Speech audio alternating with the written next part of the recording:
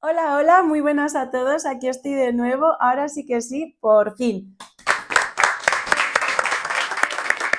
Estoy aquí con un escenario nuevo, como podéis comprobar. Es que ha sido mi cumpleaños y mis amigos que os mando un saludo a todos, a Teresita, María, Laura, José Antonio, Curro, Carlos. Muchísimas gracias porque mirad, parezco una youtuber profesional, sí o no. Aquí con mi micrófono para que no sigan las pisaditas del enoncio, ya me diréis, bueno, ya lo veré yo, si se oyen o no, a ver si funciona, a ver qué tal funciona. Y estas letras tan bonitas que pone Tercicrims, ¿eh? Aquí como si fuera yo toda una youtuber profesional. Y estas lucecitas también que creo que quedan así súper monas. Los he estado colocando ahora con mi padre y bueno, así me ha parecido que queda mono, pero si tenéis algún consejillo que darme, bienvenido sea porque no tengo mucha idea, pero bueno, espero que os guste.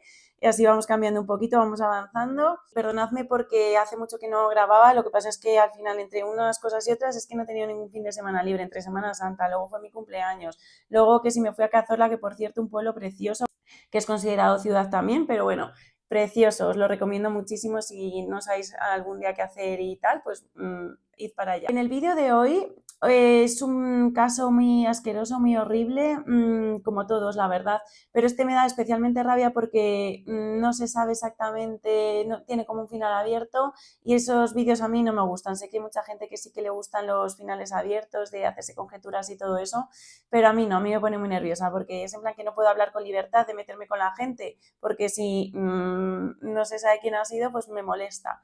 A ver si vosotros pensáis como yo. Así que nada, vamos a por ello.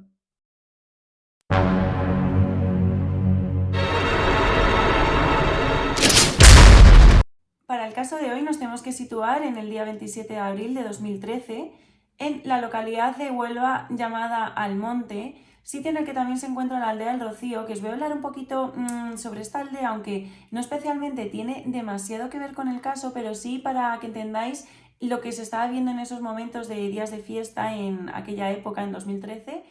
La aldea del Rocío es un sitio en el que se celebran anualmente una de las peregrinaciones marianas más multitudinarias del mundo, conocida como la Romería del Rocío. La aldea quedó prácticamente abandonada en el año 1810 con la invasión francesa. Ese mismo año, el 17 de agosto, ejecutaron en Almonte al soldado francés Pierre Dossot, o como se pronuncie, Pierre Dossot, por lo que Napoleón, como represalia, envió a más de 1 millar de soldados allí. Y un hecho curioso que será el principio de todo es que el pueblo rogó a los soldados que por favor protegiesen a la Virgen, que no le hicieran nada. Y 2 días después los soldados se retiraron y nunca llegaron al monte. A mediados del siglo XIX la aldea del Rocío contaba con 35 viviendas y es entonces cuando algunas hermandades comienzan a construir sus casas por la zona, siendo 9 hermandades en 1990 que peregrinarían cada año durante la romería para ver a la Virgen. Y en 1913 se instalaría una lápida conmemorativa en Almonte como recuerdo de lo que se iba a llamar Rocío Chico y una salida extraordinaria de la Virgen por la aldea. En 1915 la ermita del Rocío sería remodelada, entonces la Virgen sería trasladada a Almonte, donde permanecería más o menos unos 5 meses hasta que terminó la remodelación. En 1919 tendría lugar la coronación canónica de la Virgen y en ese momento pasarían los visitantes que iban cada año a ver a la Virgen a esa romería de 8.000 a 30.000. En 1939 el ayuntamiento compraría una vivienda que se situaba enfrente de la fachada principal de la iglesia de la Ermita del Rocío para tirarla y hacer más grande la explanada que se situaba enfrente de la fachada principal de la ermita. En 1958 se asfaltaría la carretera A483 desde Almonte y esto haría que se duplicase aún más la cifra de los visitantes durante la romería, que pasaría a ser 60.000. En 1960 ya serían 32 las hermandades del Rocío, en 1980 ya serían 59 las hermandades y pasaría la cifra de visitantes a más de 1 millón de personas durante la romería. Esta cifra va aumentando hasta la actualidad. La romería tiene lugar más o menos en mayo o junio, desde Pentecostés, dependiendo de cómo caiga, en honor a la Virgen del Rocío. Una cosa que me parece muy curiosa es que el 19 de agosto de cada 7 años la Virgen es trasladada al monte donde pasará más o menos unos 9 meses hasta abril o mayo, que será devuelta otra vez a la ermita del Rocío para estar preparada ya para la romería. Y como hemos comenzado con el caso que nos tenemos que trasladar al 27 de abril de 2013, en esa época estaban de fiesta en Almonte porque la Virgen ya iba a ser devuelta de nuevo a la ermita del Rocío, pero había pasado allí esos 9 meses porque ese año, del 19 de agosto del 2012 hasta mayo del 2013, la Virgen había permanecido en Almonte y hasta dentro de 7 años no iba a volver a permanecer allí durante esos 9 meses. Y vamos a comenzar con el caso. El 27 de abril de 2013, sobre las 21:52 de la noche, unos vecinos escuchan unos ruidos, unos gritos horribles. Una de las chicas de las hermanas que vivían en esta vivienda escribe a su novio para informarle diciendo: oye, que estoy escuchando muchísimos gritos, hay una niña llorando, no sé si llamar a la policía o qué hacer. Y al final llegan las 10:02 de la noche y dice: bueno, ya para los gritos pues ya no voy a llamar a la policía.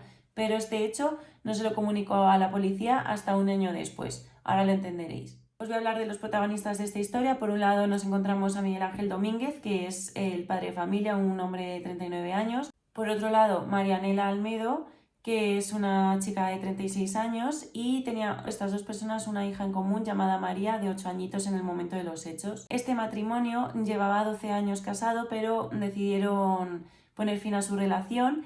Y 19 días antes de los hechos, Marianela había dejado la vivienda familiar, permanecería en la vivienda familiar Miguel Ángel Domínguez y en un apartamento aparte Marianela, y la niña se iría turnando dependiendo de cuándo le tocase a cada uno. Ese día, el 27 de abril de 2013, Miguel Ángel había estado trabajando de turno de mañana en el Mercadona porque resulta que el Mercadona va a tener aquí un protagonismo importante porque tanto Marianela como Miguel Ángel trabajaban en el Mercadona de Almonte y también otros compañeros que van a salir a lo largo de esta historia. Entonces Miguel Ángel había estado de turno de mañana porque Marianela y Miguel Ángel trataban de tener turnos diferentes para que cuando no estuviera uno trabajando, pues el otro estuviera cuidando de la niña. Entonces ese día, el sábado, estaría de turno de mañana Miguel Ángel y Marianela estaría de turno de tarde. Después de terminar de trabajar, a la hora de comer, Miguel Ángel se va a comer con un amigo llamado Castañeda y después deciden ir a casa de Miguel Ángel a ver el derbi que había de fútbol ese día. Y estuvieron ahí viéndolo. Mientras están viéndolo, cuando ya está acabando más o menos el partido, los padres de Marianela van a dejar a la niña María a casa de su padre porque ese día se iban a ir a cenar a una pizzería. Entonces Castañeda, en cuanto termina el partido, decide irse y el padre Miguel Ángel le dice a la niña: me voy a duchar y ahora cuando salga la ducha nos vamos a la pizzería. Y los padres de Marianela le habían dejado un vestidito que había preparado Marianela para que la niña fuese guapa ese día, ya que, como se contaba al principio, eran fiestas en el pueblo, iba a haber mucha gente y quería que la niña fuera guapa. Entonces los abuelos de la niña, los padres de Marianela, le dejaron a Miguel Ángel a la niña y el vestidito también. Castañeda se va. Castañeda es un chico que su trabajo es de repartidor y se cerciora de que deja la puerta cerrada porque al final el repartidor está acostumbrado siempre a dejar la puerta cerrada, y contaría después que él se cercioró y como siempre se cerciora de que la puerta estaba cerrada. La vivienda se trataba de una fachada donde en el piso de abajo habría un pub de copas y en el piso de arriba estaría la vivienda. Entonces, para poder entrar en la vivienda tenías una puerta de hierro forjado en la que atravesabas, subías unas escaleras y te encontrabas con otra puerta de madera. Y ya de esa puerta de madera ya podías entrar en la vivienda.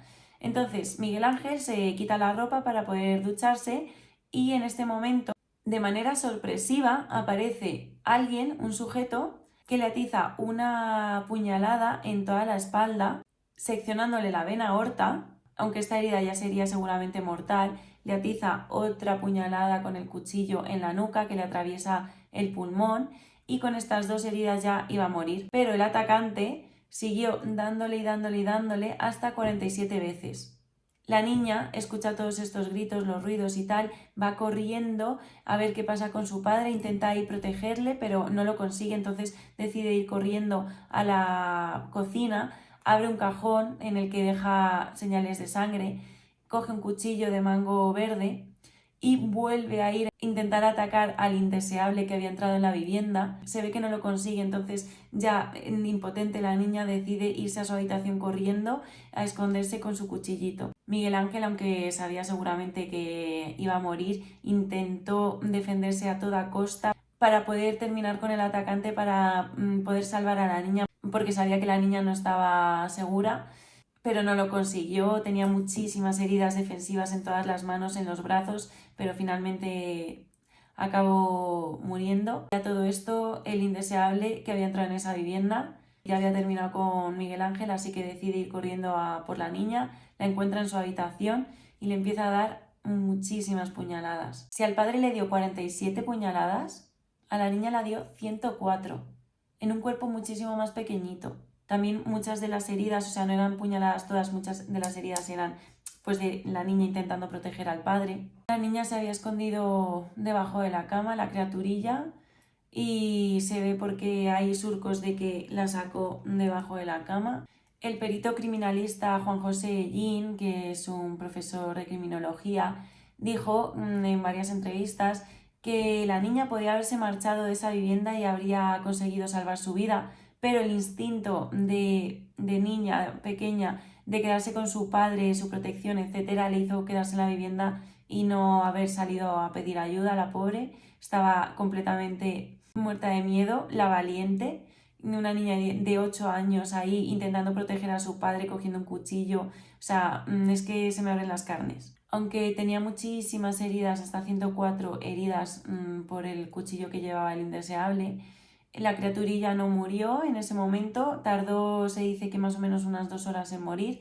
La niña iba perdiendo sangre y perdiendo sangre, una de las heridas la tenía en el cuello, y lo que hizo la pobre es sentarse en la cama porque estaba ya con el nivel de hemoglobina súper bajo. Entonces en la cama dejó, como le colgaban los pies en la colcha, dejó sus piececitos colgando llenos de sangre, y finalmente la niña pues ya le estaría como entrando el sueño, se estaría desmayando y se tumbó en la cama. Cuando el indeseable decidió que había terminado con la criatura, se fue otra vez hacia el padre y le hizo con el cuchillo una cruz en la espalda. Se sabe que ya era post-mortem porque no salió sangre de esa herida, simplemente estaba el corte afilado del cuchillo, una cruz, en plan, ¿objetivo cumplido o qué? ¿Qué necesidad tienes de hacer eso? Y luego lo arrastró de donde le había matado, que más o menos era en la entrada del baño, a su habitación. No lo entiendo para qué le arrastras. Bueno, se sabe porque de las marcas de las manos de haber sido arrastrado también se encontraban allí. Y después de todo esto, el tío, el indeseable, se fue al baño a limpiar el cuchillo, que hay una marca en plan de con la toalla, una toalla, limpiando el cuchillo. Y esta toalla no tenía ADN de nadie, simplemente tenía la sangre de las víctimas y de haber limpiado el cuchillo. Pero luego el indeseable dijo, hoy me voy a duchar que estoy lleno de sangre. Bueno, pues el tío no sé si se llegó a duchar del todo o en plan a ducharse, pero bueno, el caso es que se aseó, se lavó las manos, tal, limpió hasta la suela de los zapatos que llevaba, y luego ya se fue por donde había entrado, por la puerta.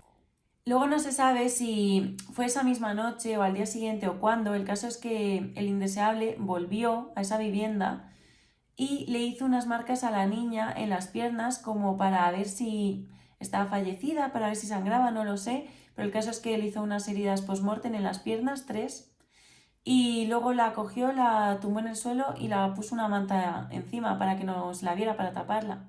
Marianela había estado llamando en varias ocasiones a su hija y a su exmarido, o bueno, todavía marido, porque todavía no se habían divorciado, pero ninguno le cogió el teléfono. Ese día había estado trabajando de tarde en el Mercadona, como os he dicho al principio, y después de eso se fue a su casa, a su apartamento, donde estaría esperando al que en ese momento era su novio, su amante, no lo sé, o un conocido con el que quedaban y tal. El caso es que, bueno, llevaban varios años juntos y le estaba esperando porque habían quedado en que iban a ver una película, que este señor, este chico, era un señor de Almonte que se llamaba Francisco Javier Medina, y le dijo que se fuera a su apartamento, que iba a alquilar una película e iba a ir con ella a verla esa noche. Luego se quedó a dormir, al día siguiente cuando Marianela se despertó él ya no estaba, y ese día que era domingo ya, Marianela había quedado con una amiga suya para tomar algo por la tarde, y como ella siguió llamando a Miguel Ángel y a la niña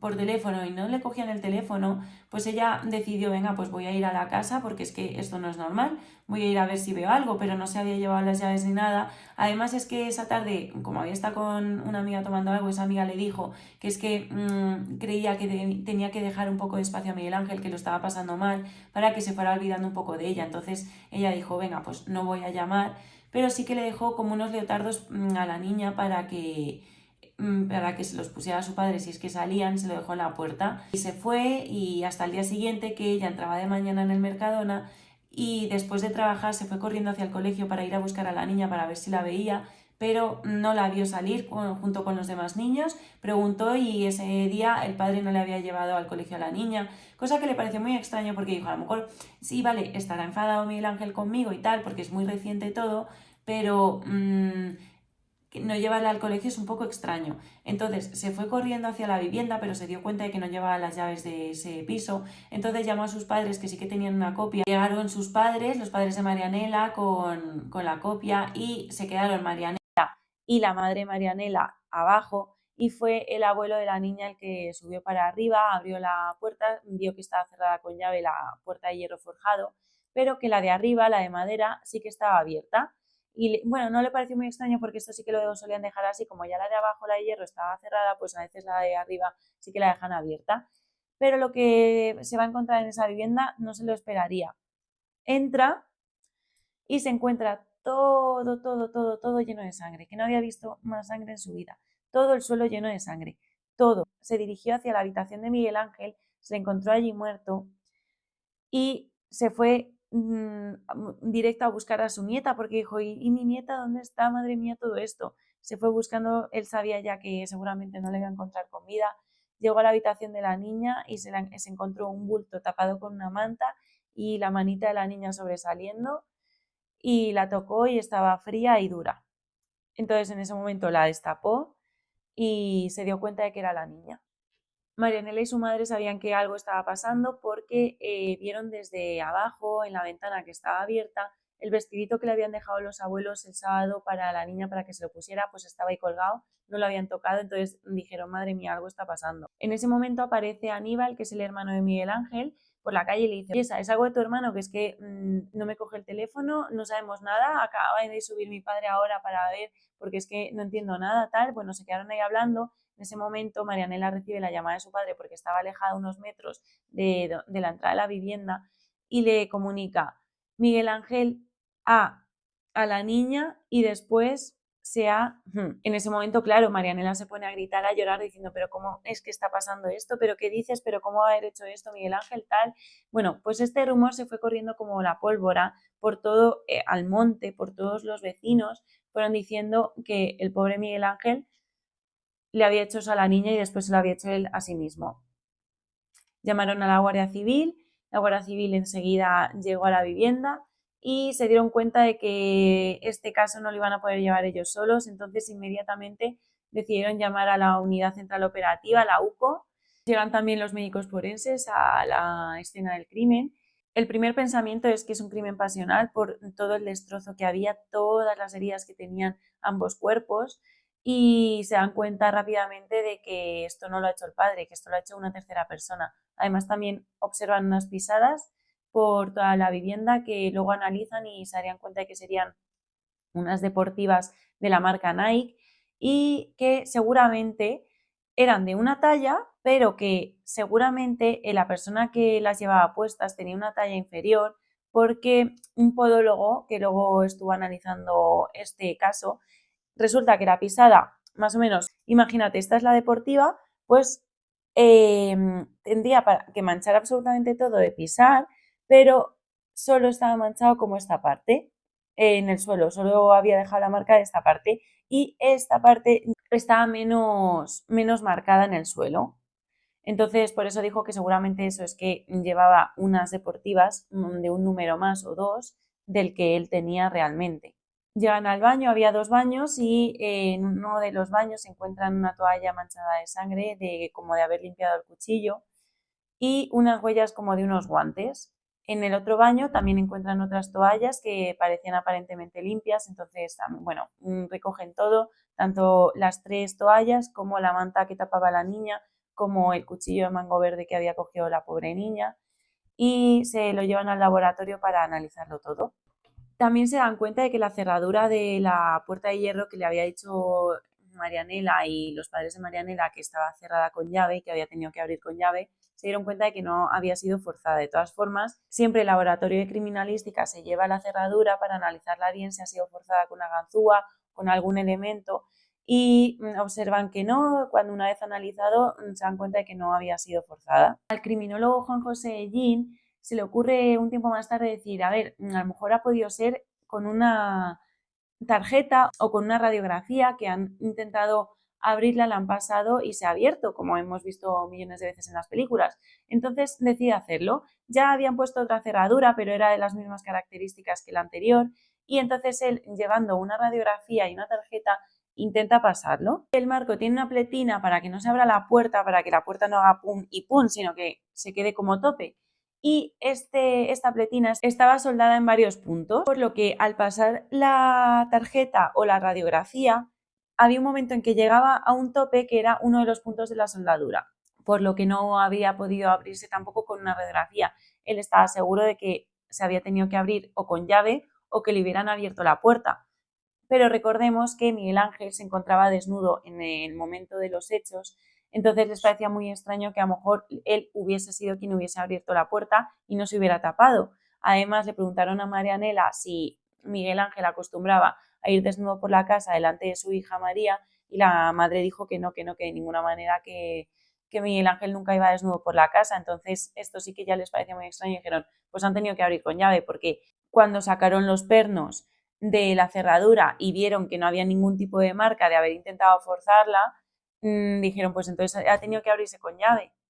La UCO realiza un informe psicológico como se hace de costumbre, y principalmente dicen que ha tenido que ser una persona dentro del círculo familiar o de amistades cercanas, porque había sido un crimen muy pasional. Además que seguramente se trataría de un hombre, un varón español de unos 30 a 40 años, que comete el homicidio por primera vez, pero que es posible que tuviera algún antecedente, algún otro delito leve o infracciones administrativas, y con esto se estaban refiriendo al entorno de las víctimas y que tendrían que seguir investigando en este entorno. Entonces, la principal sospechosa, aunque es una mujer y decían que este hecho hubiera sido cometido seguramente por un hombre, pero bueno, la principal sospechosa es Marianela. Al final acaban de separarse. Marianela solo hacía 19 días que se había ido de la vivienda familiar a otro apartamento, pero cogieron las cámaras del Mercadona, y como esa tarde Marianela había estado trabajando, que cuando seguramente había sido el delito, cuando ellos creían que había sido el delito, Marianela seguía trabajando en el Mercadona, porque recordemos que, aunque os he dicho al principio que aunque una vecina mensajeó a su novio diciendo que estaba escuchando unos gritos, y posteriormente sí que se supo la hora exacta de este ataque, en ese momento todavía no lo sabía la UCO, porque estos vecinos no habían dicho nada todavía de que habían escuchado nada. De hecho, la UCO estuvo entrevistando a muchísimos vecinos y todo el mundo decía que no sabía nada, todos se tapaban unos a otros. Esto es porque en Almonte y en muchos lugares de Andalucía la gente es muy orgullosa con su pueblo, con sus raíces, y entonces todos se protegían unos a otros, todos decían que no habían visto nada, que no habían escuchado absolutamente nada. A los vecinos les entrevistaron en varias ocasiones de habéis tenido que escuchar algo porque esto ha sido muy atroz, y ellos decían que no habían escuchado nada, que una persona de Almonte no había podido ser capaz de cometer este hecho.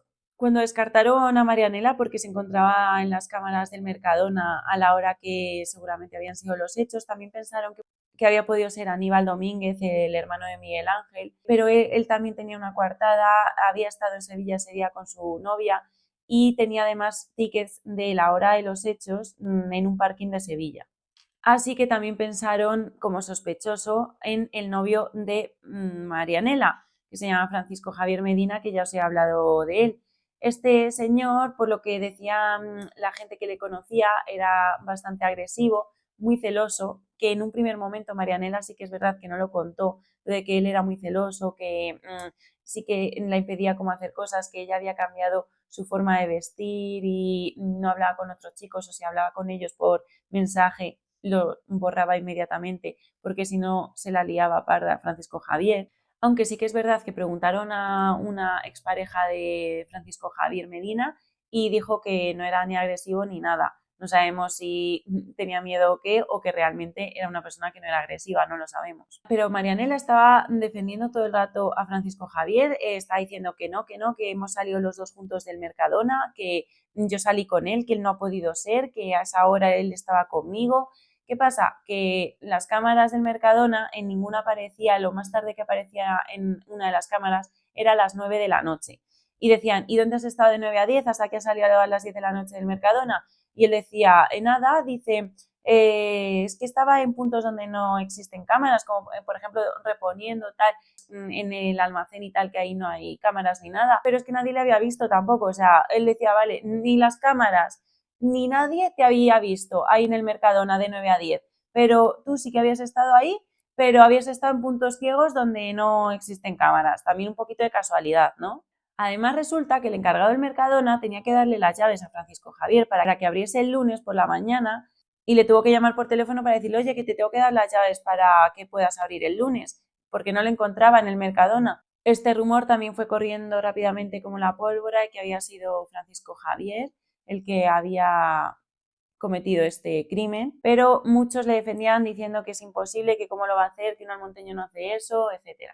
La UCO le pidió a Marianela que por favor fuera a la vivienda porque necesitaban que dijera si faltaba algo o tal, como ella había estado viviendo allí, pues seguramente sabría si falta algo, pero Marianela decía, no puedo entrar ahí porque huele muchísimo a sangre, está todo lleno de sangre, yo no puedo entrar en esa escena.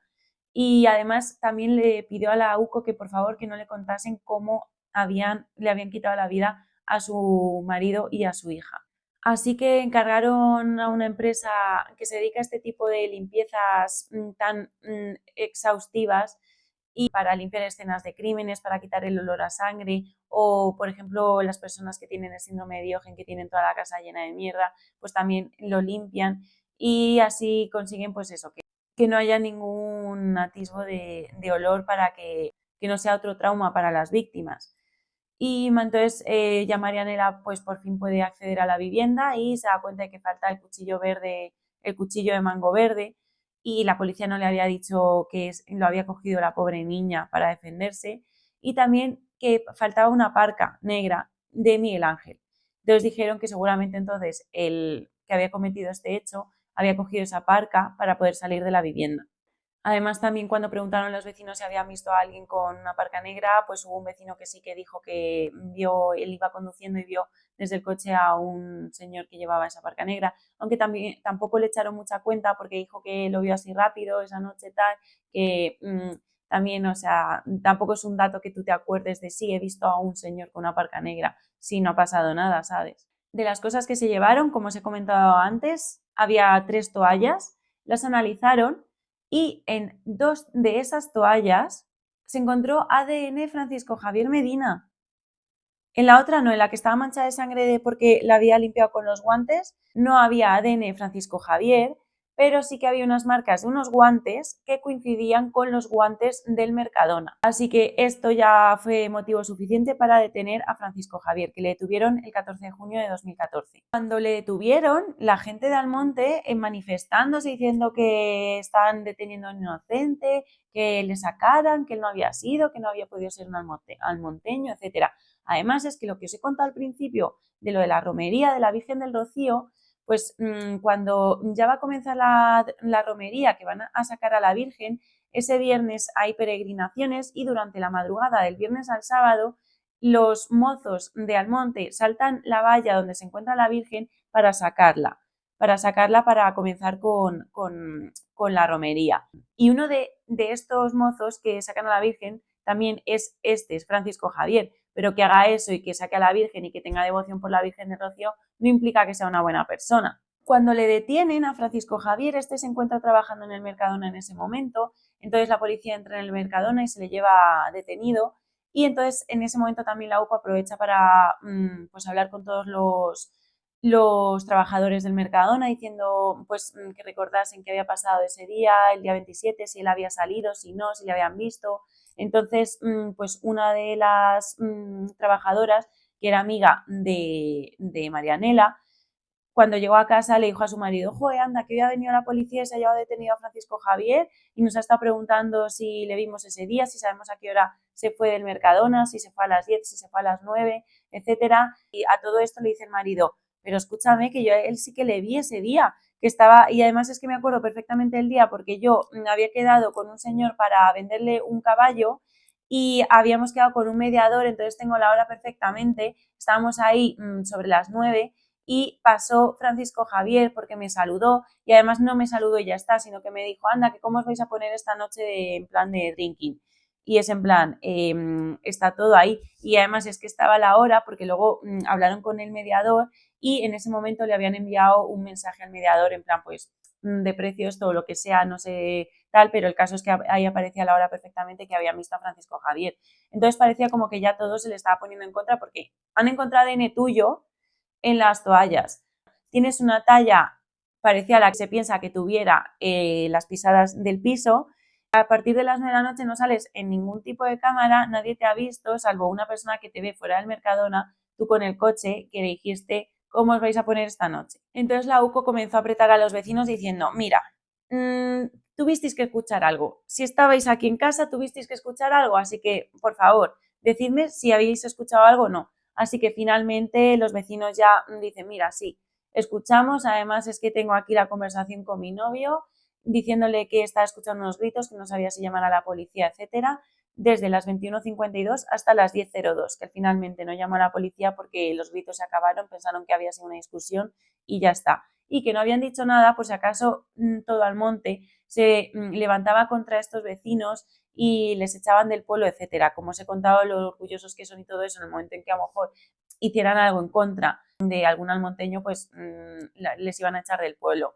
Y entonces, nada, encontraron estos mensajes y, madre mía, estos mensajes lo que decía. En estos mensajes ponía, qué miedo, niño, están peleando al lado de mi casa, una niña está gritando. Y el hermano de esta chica declara más tarde que escucha dos voces masculinas con acento local y un grito, hijo de puta, ¿qué haces aquí? Me tienes harto. Y luego una voz infantil que decía, no, por favor, no, no. Y nani, nani. O sea, es que se me ven las carnes. Ya finalmente dijeron esto, claro, no sabían quiénes habían sido porque simplemente habían escuchado esto y lo que ponían en el mensaje para saber las horas en las que había sido este ataque. Cuando encontraron el ADN de Francisco Javier en las toallas, únicamente el ADN de Francisco Javier, ni siquiera de algún miembro de la casa, de nadie más, Marianela dijo que no podía ser porque es que ella lavaba las toallas a 60 grados y además les echaba un chorro de lejía, porque además todas las toallas eran blancas y las lavaba así de costumbre. Y además decía que es que Francisco Javier no había estado en esa casa desde hacía por lo menos 3 años. Entonces, ¿qué hacía ese ADN ahí? Y ningún ADN más.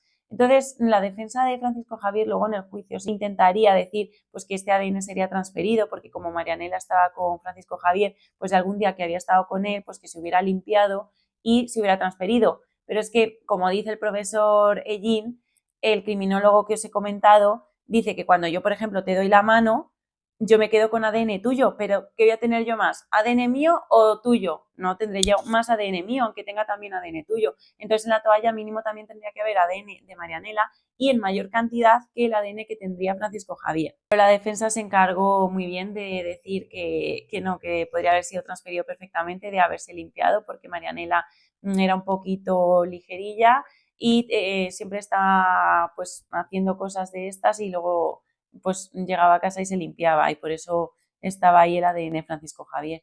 La policía también hizo inventario de los uniformes del Mercadona, vamos, se lo solicitó al Mercadona que lo hiciera, de los uniformes de Francisco Javier Medina y resulta, atención, que faltaba un delantal de pescadería, unos guantes que coincidían perfectamente con las huellas depositadas de sangre en la toalla, en una de las toallas, y unas mangas de estas que tiene la pescadería para que no pase el agua y te moje todo el brazo, que son como medias mangas así, que se ponen por encima de la ropa, y eso también faltaba, justo del uniforme de Francisco Javier Medina. Todo cuadraba, excepto que Marianela seguía diciendo que ella salió con Francisco Javier del Mercadona, salieron juntos, pero Marianela en ese momento estaba yendo a una psicóloga, como es normal, y esta psicóloga le dijo, mira, como no te acuerdas bien y puede que tu mente haya hecho el trabajo por ti porque ha sido un shock y entonces lo que falta de tu mente, lo que se te ha olvidado,